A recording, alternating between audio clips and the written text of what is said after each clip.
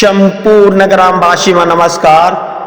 जमानगंज गाउँपालिका ward number 1 मधुरसाई 7 साबिक र हरिनगर गाउँपालिका वार्ड नंबर 4 साबिक 8 मेहता टोल को बाटो यो एक साइड हरिनगर र अर्को साइड मधुरसाई भएको कारणले हरिनगर को सीमासम्म 1 वर्ष भयो यो रातो माटो हालेको, तर अहिलेसम्म त्यो बाटोमा ग्राभेल भएको छैन।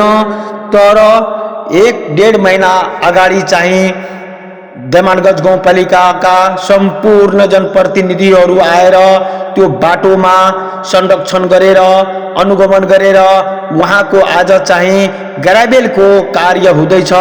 तर हरिनगरको साइडमा रातो माटो अहिलेसम्म मात्रै रहेको छ। त्यसमा म सम्पूर्ण जनप्रतिनिधिहरूलाई ध्यान आकर्षण गराउन चाहन्छु। सम्पूर्ण ग्रामवासी आफ्नै हो, तर त्यसमा कसको के कमी कमजोरी छ अहिलेसम्म बाटो निर्माण भएको छैन। तपाईं यो बाटोलाई निर्माण गरिदिनुहोस्।